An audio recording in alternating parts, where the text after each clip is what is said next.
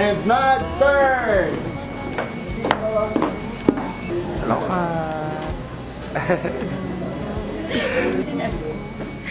Nawala na din. Nawala na rin siya. Justin, uli. Uli. Isang paalam. So, kaya yung ano? Yes.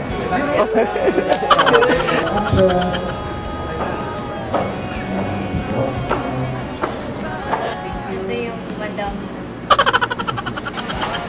Wow. O yung Yeah. video yun. Paka-disco. Kaya nga.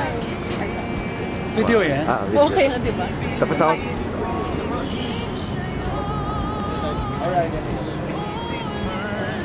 And ID roll. Rolling and 3, 2, 1, action. Hello Countdown fans! So napahinga na niya ang kakulitan ni Ma'am Catherine Ham. So kaka-post lang kasi nito ng cream silk mga kasombreros. Matagal na yung shoot pero kagabi lang nila in-upload dito itong behind the scene mga kasombreros. So ang kulit ni Ma'am Catherine na ito yung madam, sabi niya ganun, tapos nawala rin. Yun na, yung tawag ito, curler ba yung tawag doon sa buhok na parang ano siya, nagpapa curl mga kasombreros. So yun po no, sobrang ganda niya Ma'am Catherine mga kasombreros and mga Catherine-atics, and sobrang kulit niya. So ayun po no. And then ito, next item natin, sobrang mahal pala nitong ano no, nitong Colnago na post sa Instagram story niya ni Sir Alden. Colnago na V4RS Tadej, yung kay Tadej nga mga kasombreros, na isang sikat na Slovenian cyclist ng Tour de France. Maabot na siya ng milyon. 1.1 million ang post ng isang admin dito mga kasombreros. So 1,163,100 mga kasombreros. So grabe no, sobrang mahal. So deserve naman ni Paps Alden ito no. A unique bike designed to race at the World Championships in Zurich, inspired by all the success Tadej Pogacar has achieved to date. This Colnago bike is a limited edition of the V4RS, the bike currently used by UAE Team Emirates. Kaya pala yung tatak UAE, no, yung nasa ano nila. It is distinguished by its colorful, eye-catching paint scheme, embellished with graphic elements that evoke Tadej Pogacar's countless successes in the saddle of Colnago. So yellow for his 3 Tour de France victories, pink for the Giro d'Italia, polka dots for the Tour's best climber jersey, white for the best young rider jersey, green for the Tour of Lombard. Grabe no. So yung mga kulay pala na ito, ayan, kaya pala marami siyang kulay mga kasombreros na Colnago. They represent yung achievements ni Sir Tadej mga kasombreros. And then ito, next item natin mga kasombreros, si Sir Alden no, nag-post kagabi ng yung kanilang ganap nga no, sa Bicol mga kasombreros, sa SM Legazpi sa July 19. So malapit na no, 3 days na lang mga kasombreros. Sabi niya dito, Bicol, handa na ba kayo? Excited na ako makasama kayo sa BDO Fiesta this July 19, 2025 sa SM City Legazpi. Tara na SM City Legazpi sa Mall Atrium mga kasombreros, 2:30 PM. Yun nga, special guests sina Sir Alden Richards, MC and Lassie. Tapos si Donita Knows. Tapos 10 AM, may pag-games muna sila. Tapos doon po gaganapin sa event center mga kasombreros. So, BDO Fiesta 2025, we find the way, sabi niyang ganun ni Paps Alden mga kasombreros. So kapag malapit kayo doon, yun po yung venue at saka ang oras mga kasombreros. And then ito, ang Hungry Pita naman nila mga kasombreros ay pupunta no, parang lilipad sa Cebu naman sila mga kasombreros. So sabi nga nila dito, ginaya nila yung sa KMJS, lilipad ang aming team papuntang Cebu mga kasombreros. So magkakaroon sila ng Cebu Franchise Expo mga kasombreros. So mahigit 100 plus na plano yung kanilang Hungry Tita. Pero ang alam ko yung kay Sir Alden ay piling branches yung sa kanya. No, parang ganon mga kasembreros. Sabi niya dito, start your shawarma journey now. Be our elite partner or franchisee sa booth number 115121. So hanggang July 18 to 20 ito mga kasembreros. So Cebu franchise sa ano ito sa yung location nga nila ay sa Seaside City sa Mountain Wing sa Atrium mga kasembreros. So yun po no, kung malapit kayo sa Seaside mga kasembreros, so pwede kayong pumunta kung trip niyo po mga kasembreros ha. And then ito, kinumpal ng isang admin, no? Sobrang kulit. Sobrang ganda ni Ma'am Catherine dito. Kinumpal niya ito na, no? So, shout out kay Kathmac _08. Si Ma'am Catherine parang timeless yung kanyang, yung kanyang ganda dito na pinupoint niya mga kasembreros. Yung iba, semi-edited mga kasembreros. Pero, yung talagang lumilitaw. Lumilitaw ang kagandahan niya, phenomenal box office cinema queen mga kasembreros. So kahit sabi nga ni Ma'am Carmina Villaruel, kahit na walang makeup, walang ayos-ayos ay maganda talaga mga kasembreros. Natural ang beauty niya, soon to be Mrs. Wilkerson. Magalit na naman yung iba dyan. And then ito, sobrang kulit ito mga kasembreros kasi yung sa cream silk na nila na behind the scene, may ganito palang picture mga kasembreros, no? Ang daming kamay, no? Ang daming helping hands mga kasembreros sa gilid ni Ma'am Catherine, pero yung iba parang pakwela-kwela lang. Tapos grabing tawa, no, niya, grabing smile niya Ma'am Catherine mga kasembreros. So inayusan yata siya dito parang dun sa shoot nila ng cream silk mga kasembreros na kaka-post lang po ng Cream Silk Philippines or Cream Silk PH. And then ito, kaka-upload lang mga kasembreros. Ang kulit ito kasi parang yung, alam ko nasa promo pa ito ng Hello Love Again. So nagsisilabasan to mga nasa airport na eksena at saka airport na spotted si Ma'am Catherine at Sir Alden mga kasembreros. Kasi nga, dito, yung sa airport nga sina Mayor Mark na spotted mga kasembreros. So, kaya ito ay nagsisilabasan mga kasembreros. So, ang sabi ng iba ay si Sir Alden lang ang may resibo, no? Nakasama si Ma'am Catherine sa airport talaga. At hindi si Mayor Mark Alcala. Walang resibo mga kasembreros na magkasama silang dalawa. Maliban doon sa nagtagpi-tagping mga pictures mga kasembreros. So, team panatag po tayo ha. Mga kasembreros and mga Catherine-atics. Alright, so yun lang actually sa ating Catherine items ha. Sana po ay pangyan po natin ang Word of God. Today is July 16, 2025. Wednesday na po mga kasembreros. Ang bilis ng panahon, no? Kalahati na lang linggo. Parang kailan na nag-Sunday mga kasembreros. So sana po ay pangyan po natin ang Word of God. Sa ating Word of God is sobrang ganda po nito. Ang title, Huwag Magduda. James 1 verse 6, but let him ask in faith with no doubting, for he who doubts is like a wave of the sea, driven and tossed by the wind. So, huwag magduda.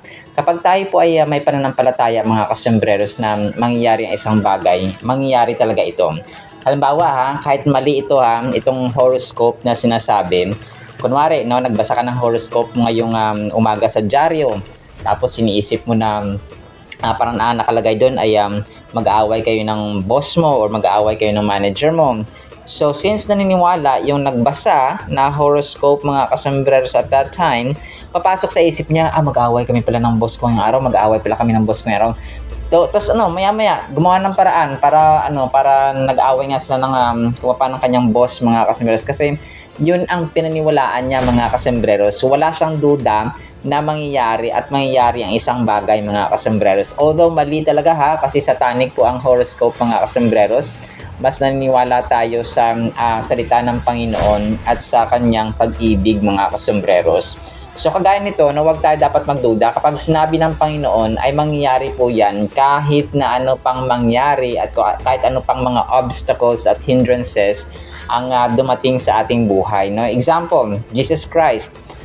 He was prophesied a long time ago mga kasembreros sa Old Testament, pero dahil pinangako ng Diyos na magmumula sa lahi ni Haring David, ang Messiah, no, ang Prince of Peace, ang Counselor, ang power and authority na gumula sa kanya mga kasembreros, ay nangyari at dumating ang Messiah in a form of a baby sa manger mga kasembreros, na si Jesus Christ nga po. The Epistle of James was sent to Christians who had been scattered abroad as a result of persecution. So ito na yung time na pinagdadakip na yung mga apostol ni Jesus Christ mga kasembreros, no? Sa iba't ibang rehiyon sa Asia.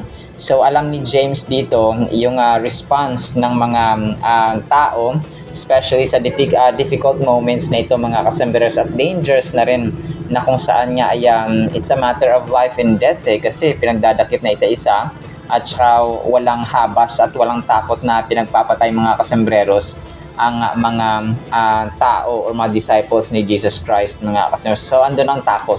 So kung kaya si Apostle James bilang isang lingkod ng Panginoon ay nagpalakas, no, through sending them this letter mga kasembreros na huwag magduda. So sabi niya dito, James knew that the human response to the difficulties and dangers we face in life can either cause us to doubt God's goodness or increase our trust in His sufficient grace. So dalawang bagay nasa atin yung option, nasa atin yung choice mga kasembreros. Yung struggle ba na ito, yung problema ba na ito ay mas lalo akong patatatagin, or mas lalo akong magdududa, mas lalo akong mag-stay away, or move away mga kasembreros sa pananampalataya na meron ako sa Panginoon. So dalawang bagay.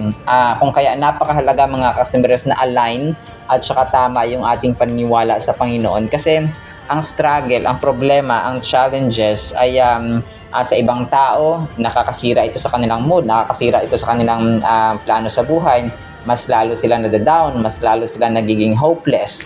No, at wag nating itanim mga kasembreros ang hopelessness na spirit sa ating pamilya, sa ating tahanan. Kasi isa ito sa papatay talaga ng ating pananampalataya, yung pagiging kawalan ng pag-asa. Papatay at papatay talaga ito ng pananampalataya at magdududa na tayo na kaya-kaya ng Panginoon, kaya-kaya ng Panginoon. So dapat wag po tayo magduda na God can and God is able to do. He knew that disbelief in God's goodness and power during times of great problems and pain means a man or woman is unstable in their faith, resulting in them being buffeted and bruised by the circumstances of life and victims of the situation they are facing. So alam na alam ni Apostol James, ni Apostol Santiago mga kasembreros na talagang ang problema, magdudulot talaga yan ng sakit, no, ng pighati at ng hirap sa mga tao na biktima nito mga kasembreros. Kung kaya siya rito ay talagang masigasig na nagpadala ng liham na huwag tayo magduda sa pangako at sa kakayanan ng Panginoon. So men and women who are secure in their faith trust completely in God's goodness and power and become victors through the sufficient strength that is supplied to all God's children by faith. So yun nga, no, si James po ay nag-remind na ang trials na ating kinakaharap ay design ito para subukan ng ating dependence, yung ating tiwala, no, at pananalig sa Panginoon, at nagpapalakas palalo ng ating pananampalataya sa kay Lord mga kasembreros. And ito yung dapat na magiging rason na magda-drive sa atin na lumuhod tayo sa panalangin kasi meron tayong problema. So the more that we face problems, the more we kneel down and bow down mga kasembreros and pray to God and state that and believe mga kasembreros na ang Diyos natin ang kumbaga pa ay kaya na gawin ang lahat at wag nating pagdudahan. So the more that we face, marami akong problema dadamihan ko pa lalo ang aking pagluhod at manalangin sa Panginoon. And so we are called upon to pray, and specifically to pray for wisdom. So kagaya ng parati natin sinasabi, napakahalaga po talaga ng wisdom. Ang tao, dito ko naisip, kahit malaki palang katawan, yung physical na katawan, kung ang utak naman ay medyo mahina, hindi gaanong pragmatic, mga kasembreros. So daig pa siya nung maliit na katawan, at saka kahit maliit ang katawan mga kasembreros, kung ang utak naman ay may wisdom mga kasembreros. So James does not necessarily encourage these believers to cry out for God's help or His strength in their desperate time of need, nor does he advise them to request an escape from the fiery trial they're facing. So hindi siya hindi dito ni-request ni Apostol Santiago na takasan nila yung problema. Instead, harapin nila ito na may pananalig at walang pagdududa sa kakayahan at power ng Panginoon na God will fight in their behalf. So James does not even plead for any easy release from the various trouble that is pursuing their path. He is wanting these believers to come to a deeper knowledge of the Lord and a more secure trust in God. And so he exhorts them to pray for wisdom. So wisdom talaga mga kasmas, kasi ito yung sasabi ng verse no, na kapag tayo po ay kulang sa pananampalataya, kulang sa kaalaman, tayo po ay humingi sa Panginoon mga kasembreros. So ang pagpe-pray ng ng wisdom sa Panginoon ay sign or symbol or nagpapakita mga kasembreros sa tayo po ay humble and we need God, and without God we are totally nothing and we can do nothing mga kasembreros. So how important that our prayers are not a ritual or a duty but are offered to the Lord in faith. How important to pray in faith, expecting the Lord to answer our request. Prayer that is offered up in unbelief causes a man or woman to be tossed hither and thither by doubts and uncertainty about God's goodness and grace. So kapag tayo po ay nagduda, nagkakaroon tayo ng parang binibigyan natin ng rason din ng Panginoon na hindi natuto pa rin iyon kasi nga ay nagdududa tayo mga kasembreros. So dapat tayo po ay hindi magduda kasi nga ang Diyos natin ay able and He will do and He can do anything mga kasembreros. Ang pananampalataya at pagtitiwala lamang natin, no, ang time natin sa panalangin, sa paghingi, sa pagpapasalamat at sa pagtaas ng kanyang pangalan ang kinakailangan mga kasembreros. So dapat maglaan talaga tayo ng oras at panahon, no? Hindi pwedeng matapos ang isang araw na wala po tayong panahon sa panalangin.